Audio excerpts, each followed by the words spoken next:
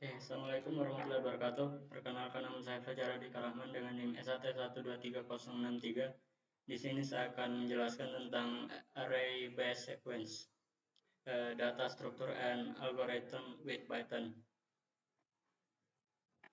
Oke, di sini ada ringkasannya. Yang pertama itu Python Sequence Type atau jenis urutan Python. Terus ada low level array.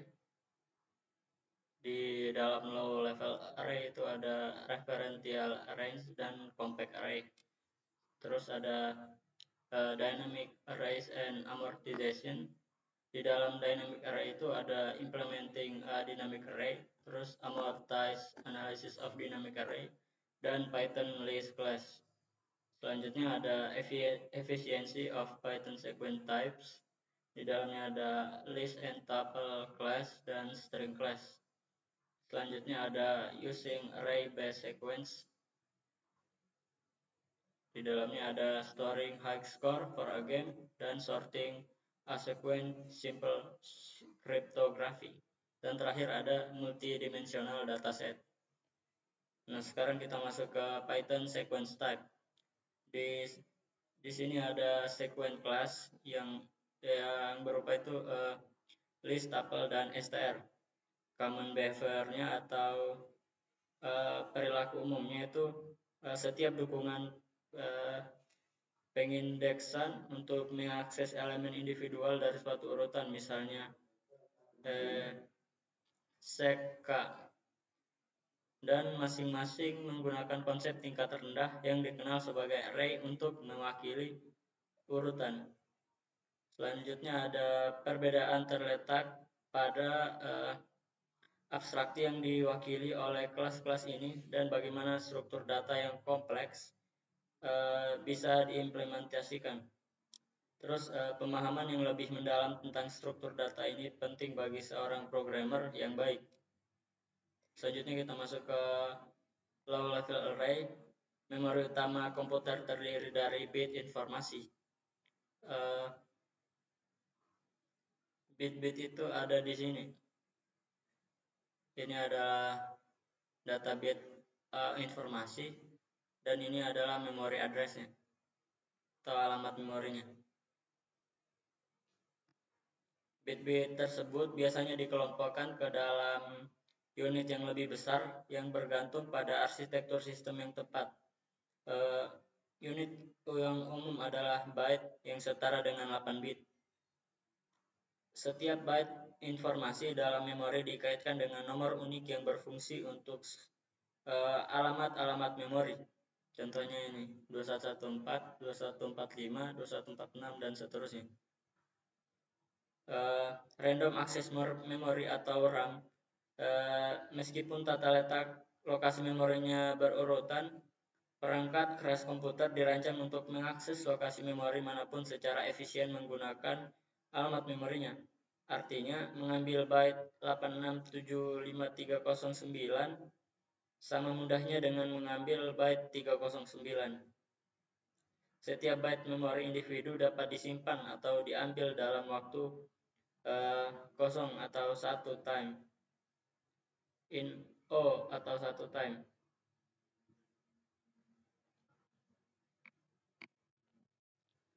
Dan sekarang array adalah sekelompok variabel terkait yang disimpan satu demi satu pada bagian memori komputer yang bersebelahan. Contoh, satu rangkaian teks disimpan sebagai urutan karakter individual yang berurutan. Setiap sel dari array harus menggunakan jumlah byte yang sama. Hal ini memungkinkan sel acak diakses dalam waktu yang konstan.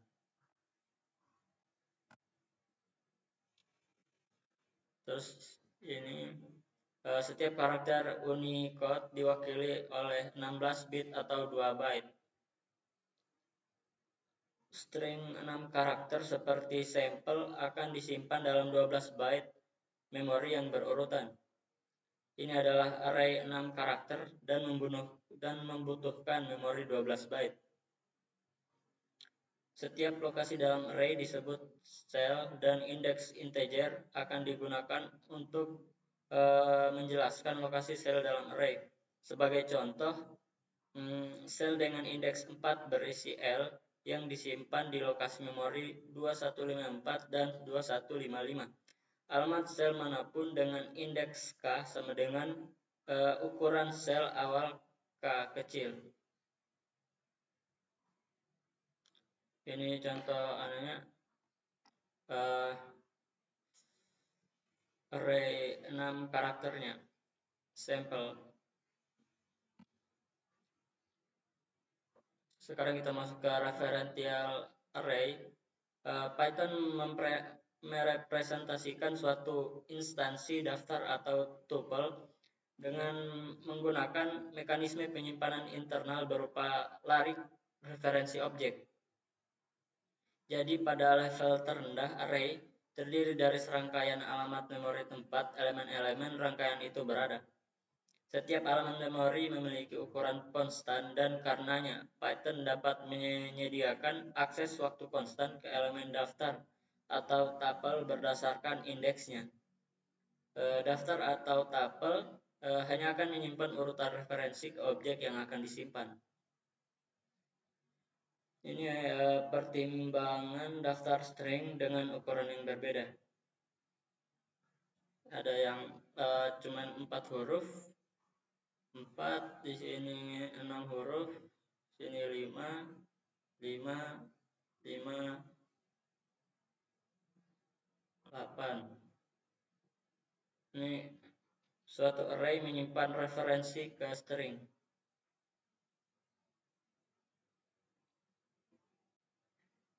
Sebuah contoh daftar tunggal dapat menyertakan beberapa referensi ke objek yang sama sebagai elemen daftar. Dimungkinkan juga bagi satu objek untuk menjadi elemen dari 2 daftar atau lebih karena daftar tersebut hanya menyimpan referensi kembali ke objek tersebut. Temp dalam kurung 2 sama dengan 15 hanya mengubah referensi ke objek integer yang tidak dapat diubah 15. Backup sama dengan list primes itu membuat daftar baru yang berisi referensi yang sama seperti yang ada dalam bilangan prima copy. Salinan mendalam harus digunakan untuk menyalin daftar yang dapat diubah. Untuk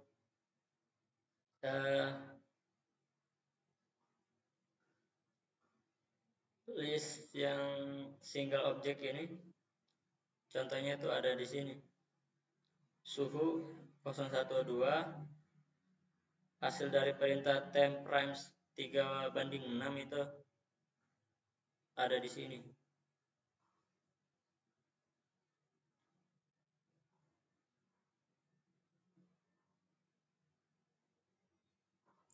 Dan untuk temp 2 sama dengan 15 itu ada di sini contohnya.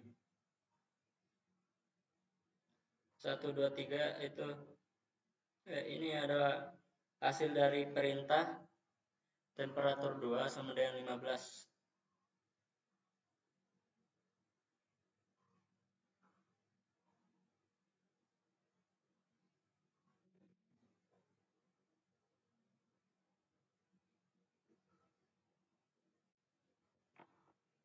Counter sama dengan 0 dikali 8 itu menghasilkan daftar referensi ke elemen yang sama.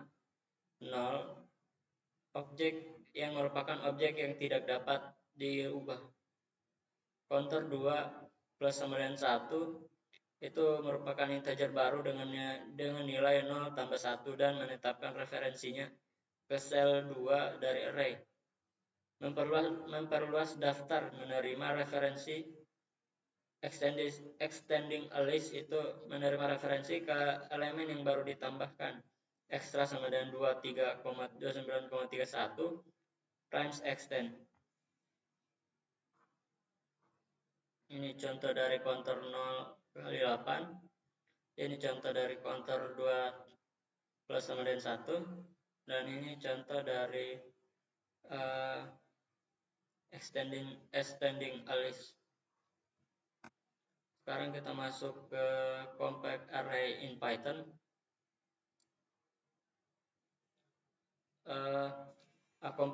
Compact array itu merupakan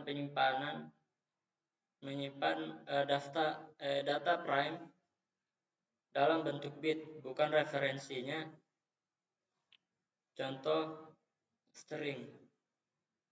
Keuntungan dari compact array itu pertama, penggunaan memori secara keseluruhan akan jauh lebih rendah dibandingkan dengan array referensial dan tidak ada overhead untuk menyimpan referensi. Yang kedua, data primer disimpan secara berurutan dalam memori. Hal ini memberikan kinerja komputasi yang lebih tinggi. Dukungan utama untuk compact array ini ada dalam modul bernama array.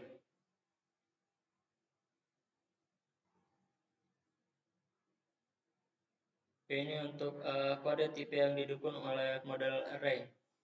Bisa dilihat di dalam modul ini ada kode-kode, si data type, dan typical number of bytes. Seperti pertama, kode B kecil. Si data type-nya itu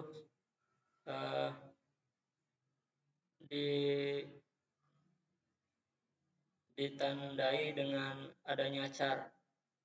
Typical number of byte-nya itu 1.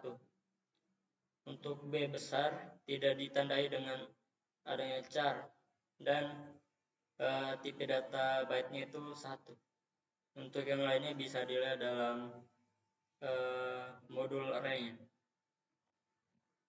Sekarang kita masuk ke dynamic array. Saat membuat array tingkat rendah, penting untuk menentukan ukuran array secara eksplisit selama instansiasi. Hal yang sama berlaku untuk tuple dan instance strpython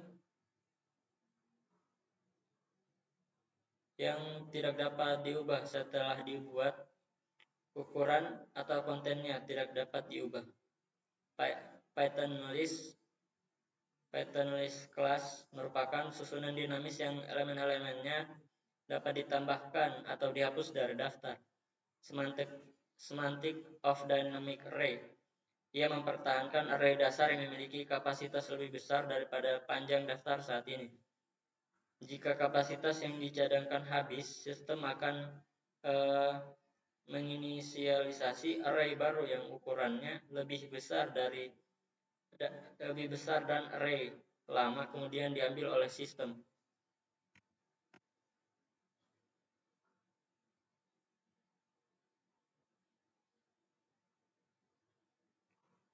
Di sini ada daftar kosong memerlukan sejumlah ruang 60 byte pada mesin.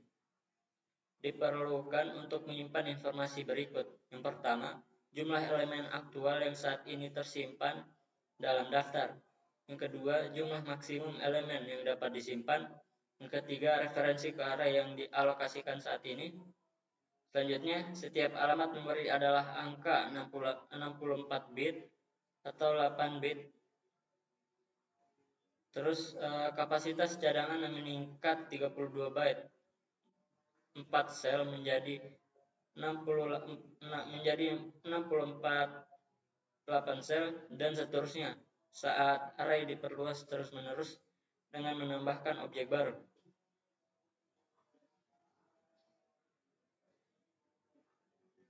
Dan kita akan coba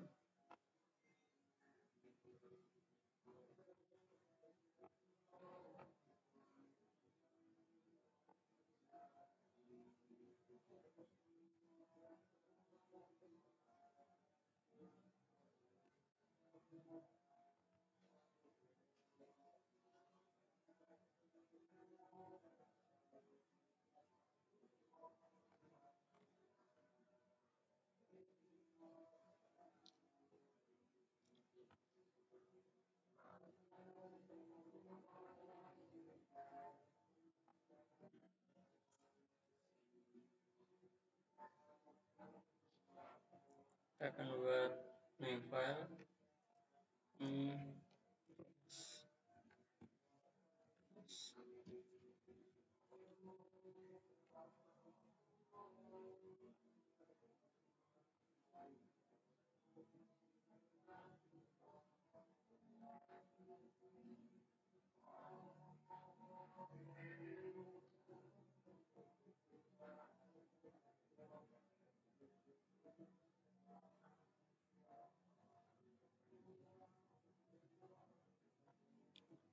Yang pertama itu import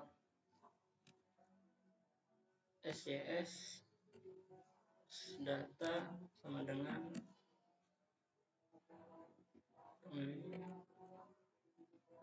for card in range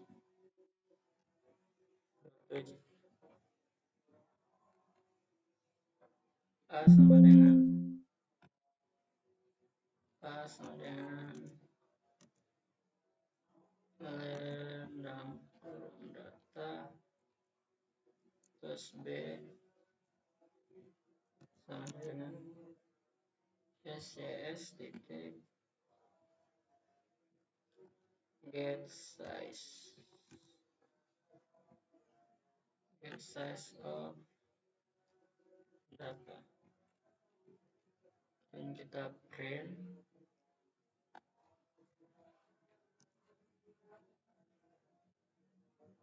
dalam kurung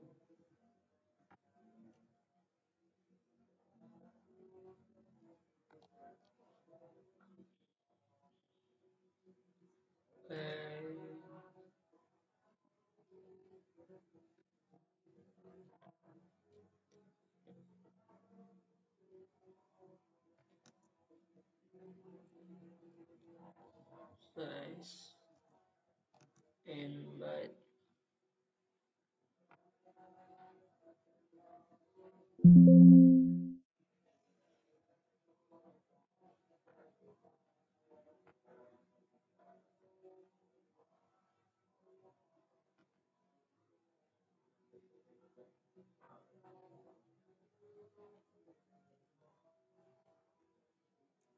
Size in byte 1/4D.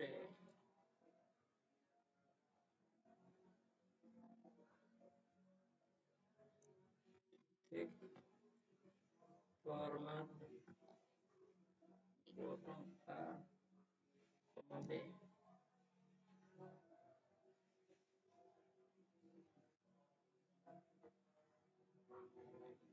Data titik am dalam kurung non.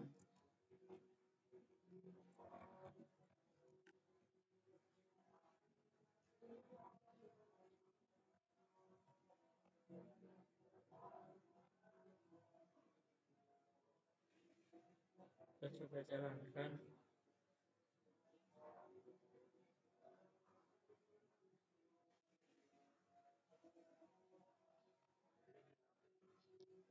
Nah, ini untuk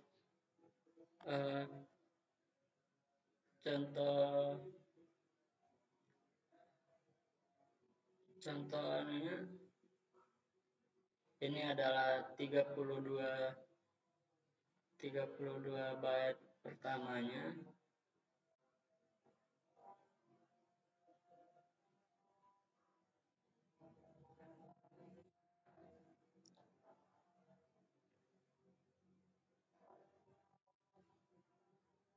terus ini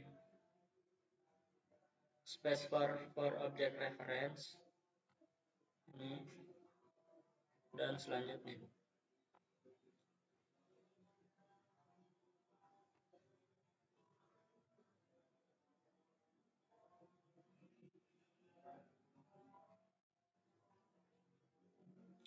Sekarang kita masuk ke implementing a dynamic array. Kuncinya adalah menyediakan sarana untuk mengembangkan array A yang menyimpan elemen-elemen suatu daftar Jika suatu elemen ditambahkan ke dalam daftar pada saat array yang mendasarinya sudah penuh, kami melakukan langkah-langkah sebagai berikut. Yang pertama, alokasikan array baru B dengan kapasitas lebih besar. Tetapkan B sama dengan A for I sama dengan 0, n kurang 1, di mana n menyatakan jumlah item saat ini. Yang ketiga, tetapkan A sama dengan B, I titik E, yaitu kita menggunakan B sebagai larik yang mendukung daftar tersebut. Dan yang terakhir itu masukkan elemen baru ke dalam array baru. Contohnya seperti ini.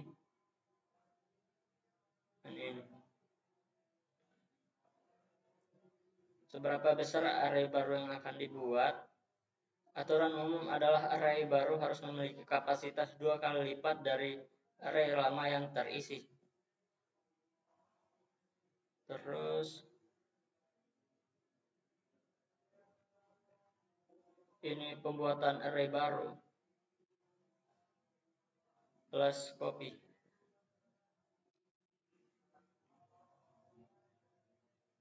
Ini adalah operasi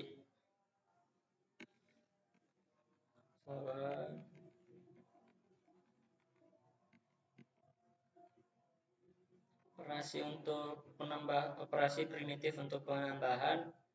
Ini jumlah elemen saat ini ada 1 sampai 16. Waktu proses rangkaian operasi penambahan pada array dinamis, pada dynamic array.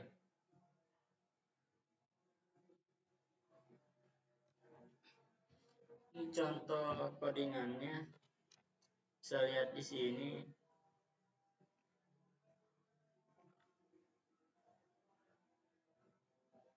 Selanjutnya kita masuk ke amortize analysis. Amortize analysis mengacu pada penentuan waktu berjalan rata-rata untuk serangkaian operasi. Ini berbeda dari analisis kasus rata-rata karena tidak dapat membuat asumsi apapun tentang distribusi nilai data. Amortize analysis merupakan analisis kasus terburuk untuk serangkaian operasi dan bukan untuk operasi individual. Motivasi untuk analisis deamortisasi adalah amortize analysis adalah untuk lebih memahami waktu berjalan dari teknik tertentu, di mana analisis kasus terburuk sadar memberikan batasan yang terlalu pesimistis. Amortize analysis secara umum berlaku pada metode yang terdiri dari serangkaian operasi yang mana sebagian besar operasinya murah, tetapi beberapa operasinya mahal. Jika kita dapat menunjukkan bahwa operasi yang mahal jarang terjadi, kita dapat mengubahnya ke operasi yang murah dan hanya mengikat operasi yang murah. Tetapkan biaya buatan pada masing-masing operasi dalam urutan tersebut sedemikian rupa sehingga jumlah total biaya buatan untuk urutan operasi tersebut membatasi jumlah total biaya real urutan tersebut. Biaya buatan ini disebut biaya diamortisasi suatu operasi. Selanjutnya kita masuk ke amortize analysis of dynamic array. Anggaplah komputer sebagai peralatan dioperasikan dengan koin yang mengharuskan pembayaran 1 cyber dolar untuk waktu komputasi yang konstan. Ketika suatu operasi dijalankan, kita mesti memiliki cukup dolar cyber di rekening bank kita saat ini untuk mendukung waktu berjalannya operasi tersebut.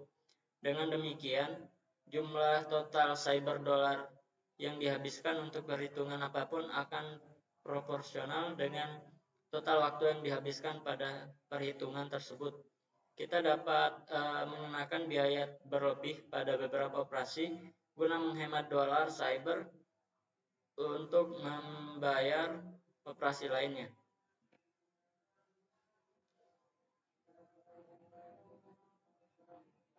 Sini proposi 5.1, misalkan S adalah suatu deret yang diimplementasikan melalui suatu larik dinamis dengan kapasitas awal 1 dengan menggunakan strategi mengandalkan ukuran larik ketika penuh. Total waktu untuk melakukan serangkaian operasi penambahan N dalam S dimulai dari S yang kosong adalah O dalam kurung N. Pembenaran, mari kita asumsikan setiap operasi penambahan dalam S menghabiskan biaya 1 cyber dolar, tidak termasuk waktu yang dihabiskan untuk mengembangkan array. Mari kita asumsikan bahwa menumbuhkan array dari ukuran K ke ukuran 2K memerlukan K cyber dolar. Mari kita kenakan biaya 3 cyber dolar untuk tiap operasi penambahan yang tidak menyebabkan luapan. Ada keuntungan sebesar 2 cyber dolar untuk setiap penyisipan yang tidak mengembangkan array dan disimpan dalam sel tempat elemen disisipkan. Luapan array terjadi ketika S memiliki 2i, i lebih dari sama dengan 0 elemen. Terus di sini menggandakan ukuran array akan membutuhkan 2 cyber dolar. Cyber dolar ini disimpan dalam sel 2-1 dan 2i-1. Ini adalah skema amortisasi yang valid di mana setiap operasi dikenakan biaya 3 cyber dolar dan semua waktu komputasi dibayar. Oleh karena itu, untuk N operasi penambahan kita memerlukan 3N cyber dolar.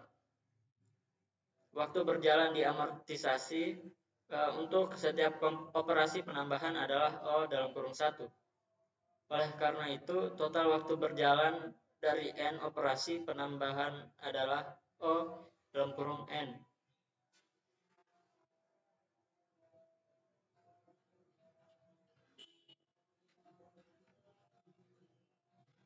Geometric increase in capacity. Peningkatan kapasitas geometris. Batasan diamortize O dalam kurung 1 per operasi dapat dibuktikan untuk setiap perkembangan ukuran array yang meningkat secara geometris. Waspadalah terhadap deret aritmatika. Menyimpan sejumlah sel tambahan yang konstan selama pengubahan ukuran array menyebabkan kinerja yang buruk. Pada kondisi ekstrim, menambahkan satu sel dengan setiap operasi penambahan menghasilkan biaya keseluruhan 1 tambah 2 tambah titik-titik tambah N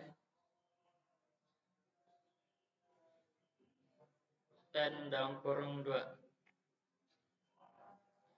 Menggunakan peningkatan 2 atau 3 sel pada satu waktu sedikit lebih baik, tetapi masih mengarah pada biaya keseluruhan kuadrat.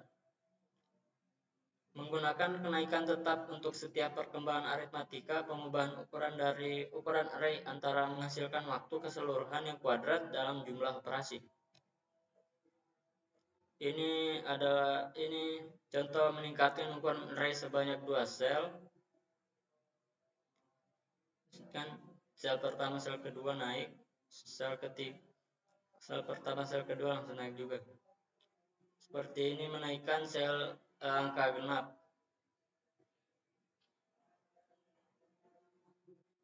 Dan ini untuk meningkatkan ukuran array sebanyak 3 sel. Jadi ini contohnya dia menaikkan ukuran array selisih 3 sel. 1, 2, 3 naik, 1, 2, 3 naik, dan seterusnya.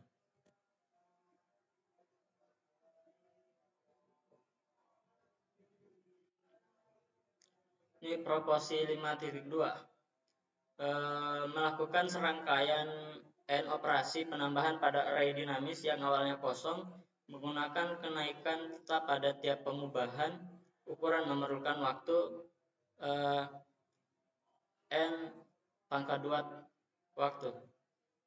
Pembenaran, misalkan C lebih dari 0, melambangkan peningkatan tetap dalam kapasitas yang digunakan untuk setiap peristiwa pengubahan ukuran.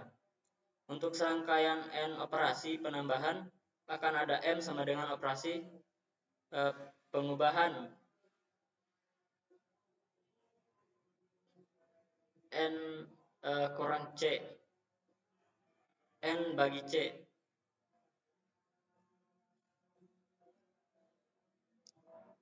Ini yang memerlukan waktu c, 2c, 3c, dan selanjutnya sampai mencapai mc, jumlah operasi. Waktu keseluruhan akan proporsional dengan jumlah c tambah 2c tambah 3c dan seterusnya sampai mencapai mc. Ini bisa dilihat di sini rumusnya. Dan selanjutnya penggunaan memory usage and shrinking an array. Penggunaan memori dan mengecilkan array.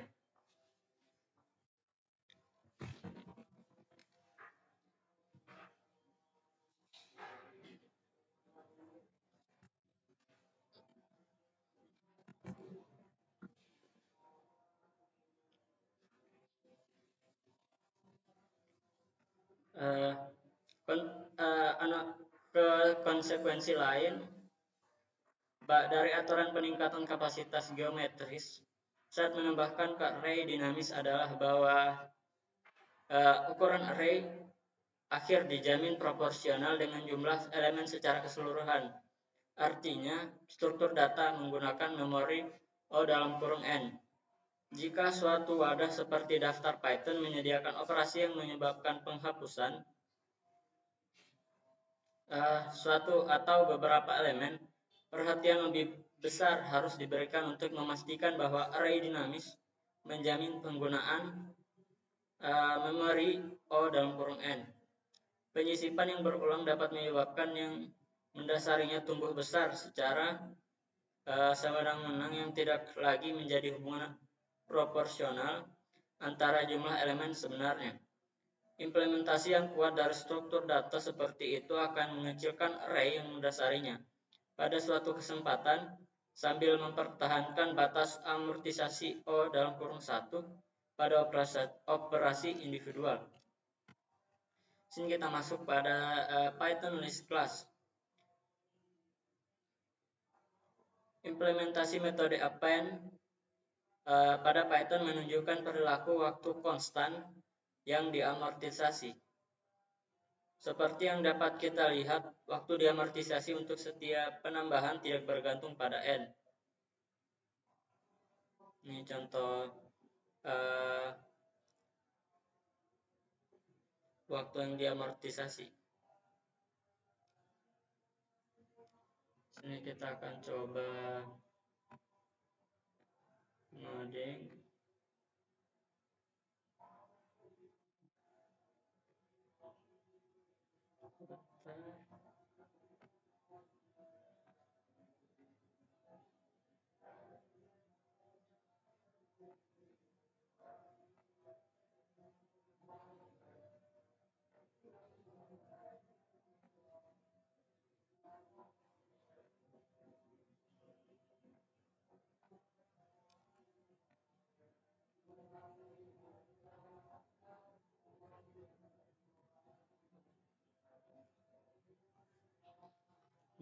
Pertama from time import time import time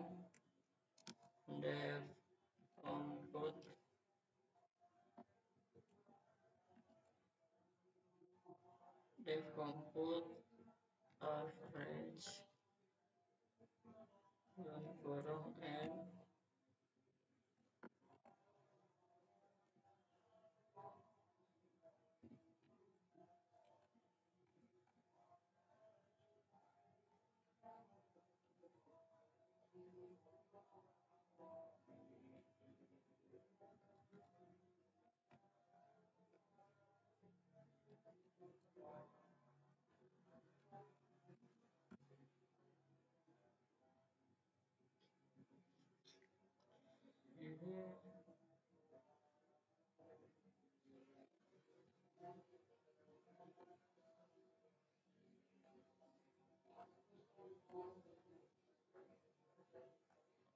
Ini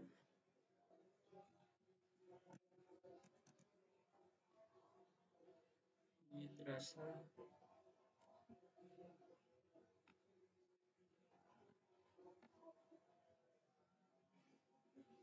mendata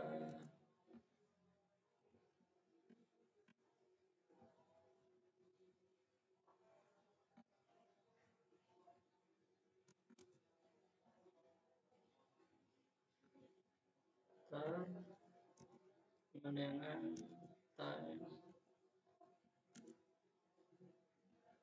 yang confirm ras forecast in range yang form n in range.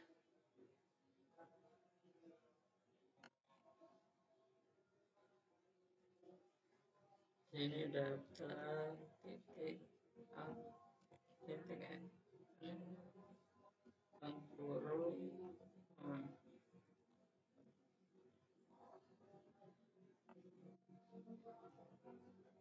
ini n sama dengan time.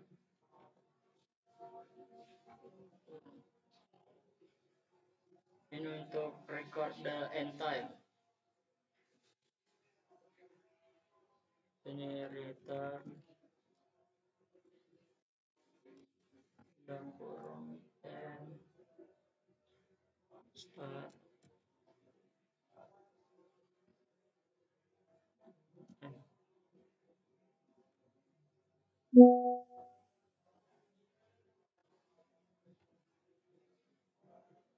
Terus kita print dan kurung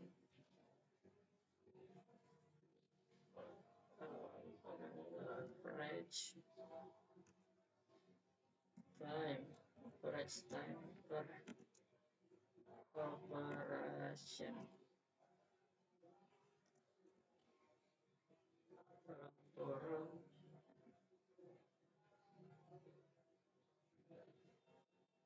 titik format kurung output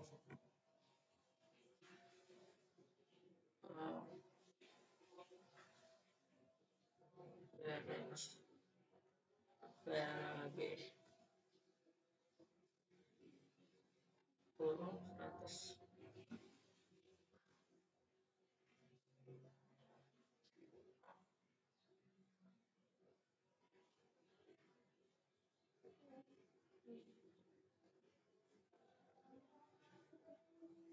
Ini kita copy saja, lebih mudah.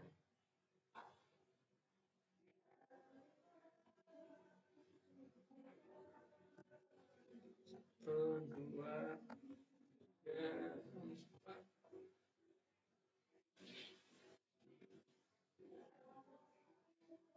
Tinggal ubah namanya, ya tambah 16, terus ini tambah 26, terus ini tambah 36, terus ini tambah 46.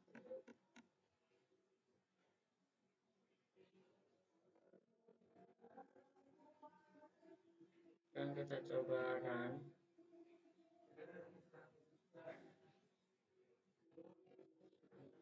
Nah, ini average time per operation sama di sini. Ini adalah hasil output dari input average.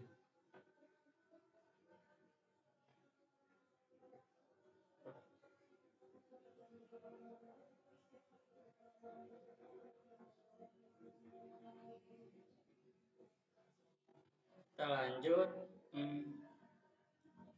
Dan kita masuk ke efficiency of Python sequence type. Tuple umumnya lebih hemat memori daripada list karena tidak dapat diubah. tuple class mengimplementasikan perilaku non-mutating dari list class. Ini class list constant time operation. Line data dan data sini mencari kemunculan suatu nilai. Pertama, perhitungan memerlukan perulangan pada semua elemen dalam array. Loop untuk memeriksa penahanan suatu elemen atau menentukan indeks suatu elemen. Segera keluar sekali mereka menemukan kemunculan paling kiri dari nilai yang diinginkan. Perbandingan leksikografis. Dalam kasus terburuk, evaluasi membutuhkan waktu iterasi yang sebanding dengan panjang urutan yang lebih pendek dari 2 urutan. Pembuatan instance baru dalam kurung las 3. Waktu berjalan bergantung pada panjangnya ukuran array baru yang akan dibuat. Sini ada modul kinerja asimptotik dari perilaku non-mutating dari kelas daftar dan tuple.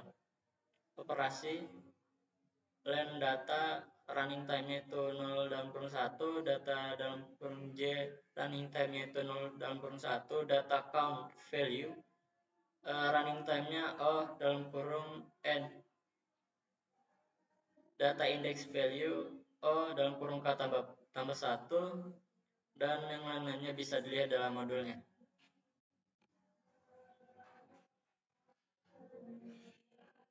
Sekarang masuk ke mutating behavior. Metode set item memerlukan waktu yang konstan. Terus menambahkan elemen ke daftar, menghapus elemen dari daftar, memperluas daftar, dan membuat daftar baru. Ini contoh modulnya. Operasi data dalam kurung J kemudian file running time yang O dalam kurung 1, data append value O dalam kurung 1, dan yang lainnya bisa dilihat dalam modul. Sekarang kita masuk ke adding element to a list. Insert K value 0 kurang dari sama dengan K kurang dari sama dengan N. Ini mengharuskan pergeseran semua elemen berikutnya kembali satu slot untuk memberi ruang.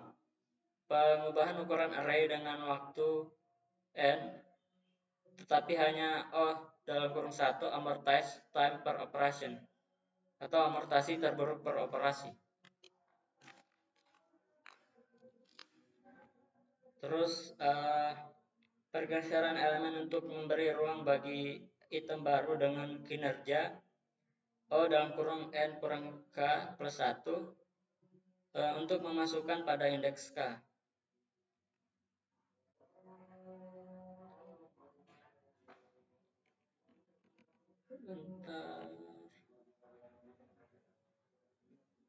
Ini contoh dari codingannya. Kalau menganalisis kinerja runtime operasi insert Python.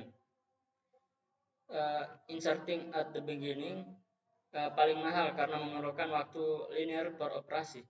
Inserting at the middle waktu yang dibutuhkan dibandingkan memasukkan di awal, tetap saja itu waktu omega dalam kurung n time.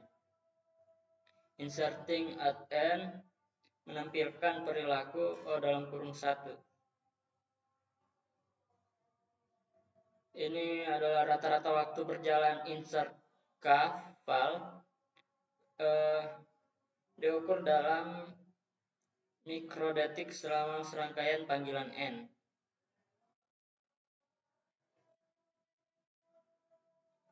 Ini kodenya for I in range and data insert none. Selanjutnya kita masuk ke removing element from a list. Pop dalam kurung merupakan menghapus elemen terakhir dari list dalam kurung 1. Pop K menghilangkan elemen yang ada pada indeks KN K kurang dari N dari persyaratan waktu daftar O dalam kurung N kurang K. Karena jumlah pergeseran bergantung pada pilihan K-pop dalam kurung 0, paling mahal menggunakan waktu N time. Remove dapat menghapus nilai yang ditentukan tanpa menentukan indeks apapun dari daftar membutuhkan N waktu. Ini untuk contoh codingnya. Selanjutnya kita masuk ke extending list. Digunakan untuk menambahkan semua elemen dari satu daftar ke akhir daftar kedua. Terus data extend other setara dengan for element in other data append dalam kurung elemen. Waktu berjalan proporsional dengan panjang daftar lainnya. O dalam kurung N diamortisasi karena daftar pertama dapat diubah ukurannya untuk mengakomodasi elemen tambahan. Metode extend lebih baik daripada pemanggilan berulang untuk menambahkan. Metode ini menawarkan 3 keuntungan. Yang pertama, implementasi Python bawaan relatif efisien karena diimplementasikan secara asli dalam bahasa yang dikompilasi atau dibandingkan dengan kode Python yang ditafsirkan. Yang kedua, terdapat lebih sedikit overhead dalam memanggil fungsi tunggal yang menyelesaikan semua pekerjaan dibandingkan dengan banyak panggilan fungsi individual.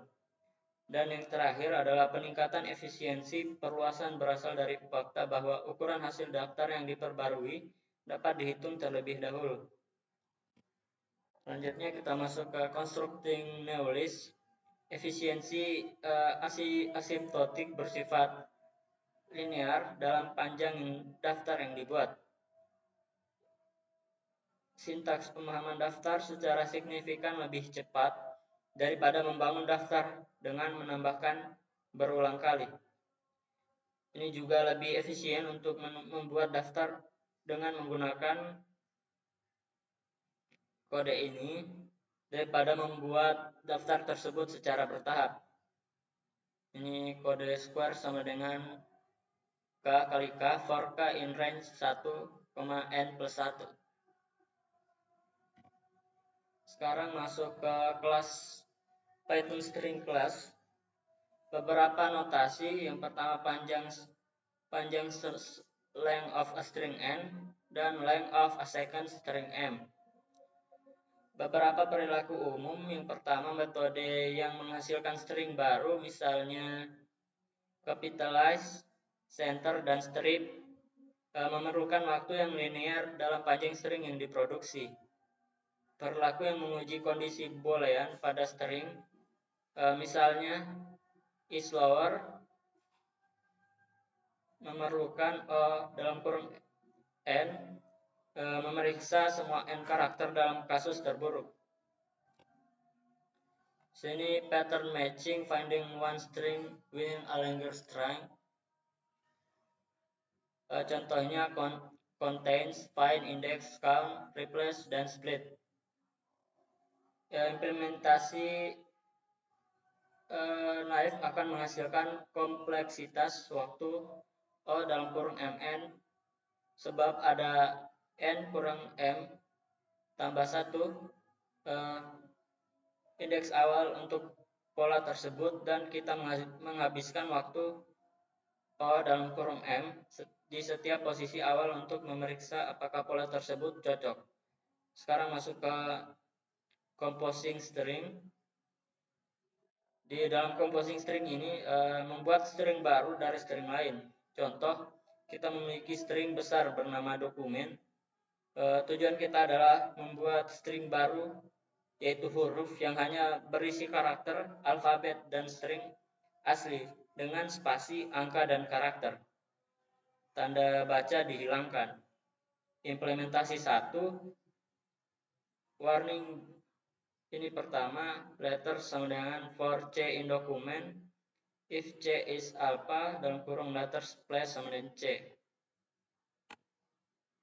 Terus implementasi keduanya, temp for C in document, if C is alpha, temp append C letters join temp. Implementasi ketiganya itu gunakan pemahaman daftar alih-alih panggilan berulang untuk menambahkan. Contohnya ini letters join C for C in document if C is alpha. Implementasi keempatnya itu menghindari daftar sementara sama sekali, huruf bergabung. Sekarang kita masuk ke using array bus sequence. Kita akan mempelajari 3 contoh berikut. Yang pertama, storing high score for a game. Yang kedua, storing a sequence. Dan yang terakhir ada simple cryptography. Yang pertama, storing high score for a game. Tujuannya adalah untuk menyimpan entry score tertinggi untuk permainan video. Untuk video game. Setiap entry permainan memiliki nama dan skor. Kelas yang sesuai adalah game entry. Untuk mempertahankan urutan skor tinggi, kami membuat kelas lain yang disebut papan skor atau scoreboard. Scoreboard ini dapat memiliki jumlah entry yang terbatas. Skor baru hanya memenuhi syarat untuk papan skor jika skor tersebut lebih tinggi dari skor terendah dari skor tertinggi di scoreboard. Saat entry baru dibuat pada scoreboard, elemen digeser ke kanan untuk menciptakan ruang yang sesuai untuk skor baru.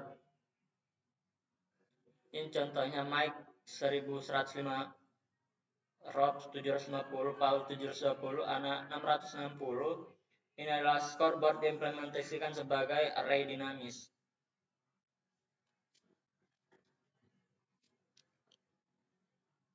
Ini untuk codingannya. Sekarang kita masuk ke storing a sequence. Tujuannya adalah untuk mengurutkan rangkaian elemen yang tidak berurutan ke dalam urutan nilai yang tidak menurun. Algoritma penyisipan urutan. Yang pertama, mulailah dengan elemen pertama dalam array. Satu elemen diurutkan sendiri. Yang kedua, perhatikan elemen kedua. Jika lebih kecil dari elemen pertama, kita tukarkan keduanya.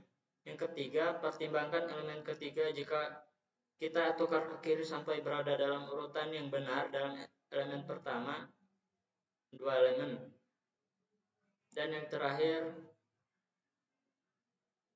ini kode pengambilannya. Ini untuk contoh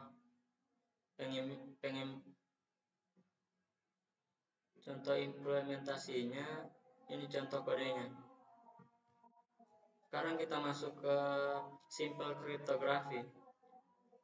Caesar Keeper melibatkan penggantian setiap huruf dalam pesan dengan huruf yang jumlahnya ditentukan setelahnya dalam alfabet. Aturan penggantian dapat direpresentasikan menggunakan string lain. Ini encoder array.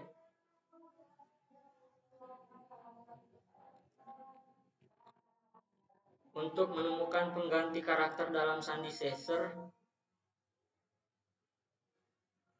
di Caesar Keeper, kita perlu memetakan karakter A hingga Z ke angka masing-masing 0 hingga 25.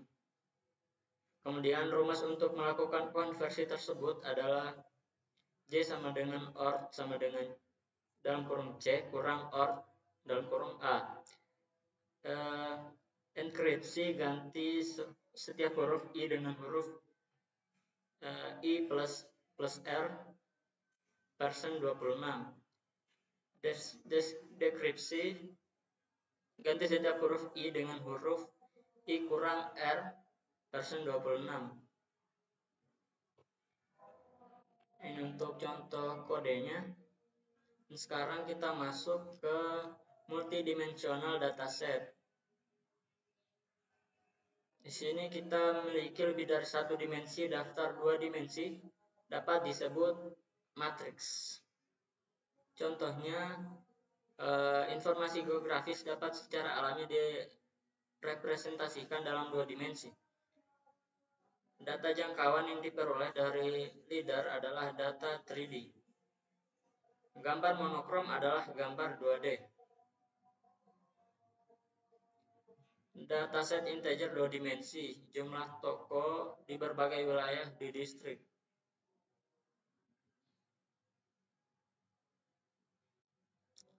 Semua elemen bisa diakses dengan menggunakan sintaks data dalam kurung 1 dan dalam kurung 3. Konstruktor multidimensionalis. Inisialisasi daftar satu dimensi dengan cepat, datanya sama dengan 0 kali N. Inisialisasi daftar multidimensi, data sama dengan 0 kali C kali R. Masalahnya adalah semua entry R dari daftar yang dikenal sebagai data adalah referensi contoh yang sama dari daftar C. Ini contoh codingnya, data dalam kurung 0 kali 3 luar kurung kali 3 print data 205 print data. Ini implementasi yang benar untuk menginisialisasi daftar dua dimensional. Data dalam kurung 0 kali C for J in rank R. Hal ini memastikan bahwa setiap sel dari daftar utama merujuk ke contoh independen dari daftar sekunder. Di contoh codingnya, kita masuk ke ringkasan terakhir. Kami mempelajari hal berikut dalam kuliah ini. Yang pertama, cara kerja array tingkat rendah, initialization, accessing element, dan lain-lain. Yang kedua, array referensial dan compact array. Yang ketiga, creating and managing dynamic array. Yang keempat, understanding Python array based sequence, list, tuple, and string. Yang kelima, analyzing the runtime complexity of managing this array based sequence. Yang keenam, view application of array based sequence. Dan terakhir adalah creating multidimensional array. Mungkin itu saja dari saya. Saya ucapkan terima kasih. Assalamualaikum warahmatullahi wabarakatuh.